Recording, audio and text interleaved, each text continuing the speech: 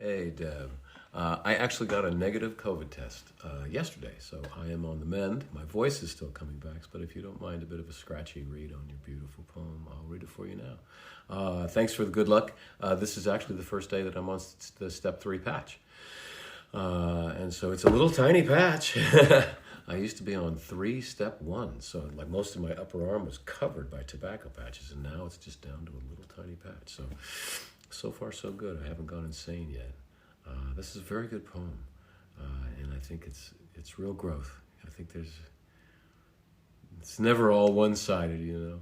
No situation is completely one-sided, even though it sounds like this guy really did you wrong, and I'm sorry for that. But here we go.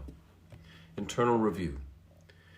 It's time to look at the real me and recognize the fact that even in some of my poetry, I've been putting on an act.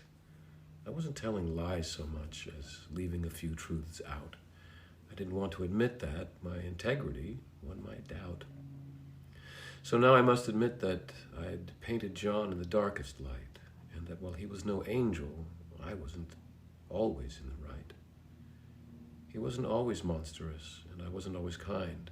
My temper was quite variable, serenity hard to find. There were so many subjects on which we couldn't agree. I didn't always listen, but to be fair, neither did he. Neither of us paid much mind to what the other needed.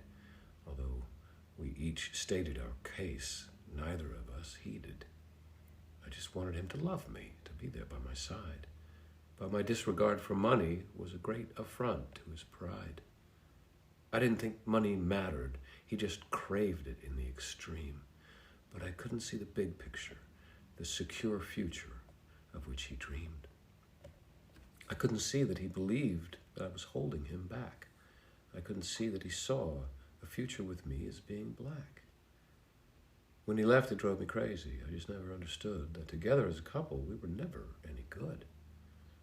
I always just thought that our relationship was quite complex, but all we ever really had were our kids and sporadic sex. I really couldn't fathom why he felt he had to go, yet honestly, without the kids, we'd have parted long ago. What really set me reeling was the way in which he left. My heart he stomped and trampled, whilst my fragile mind he cleft. I know I wasn't perfect, and I know I screwed up some, but I don't think that I deserved the ending that was to come.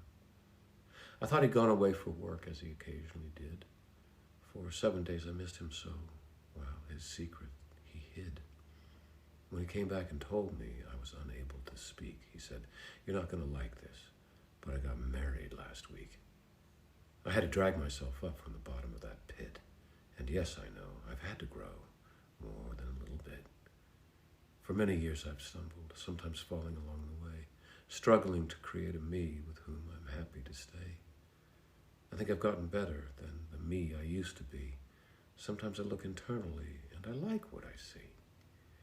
But on other days I falter, for the goal seems beyond reach, and I wonder if it matters, if this barrier I never breach. Then I realize, yes, it matters, so I give myself a shove to become a better person, to become worthy of love. I don't know if I'll make it, if I'll ever reach the zone.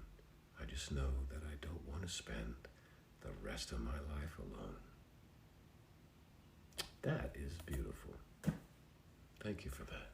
Have a good one, love.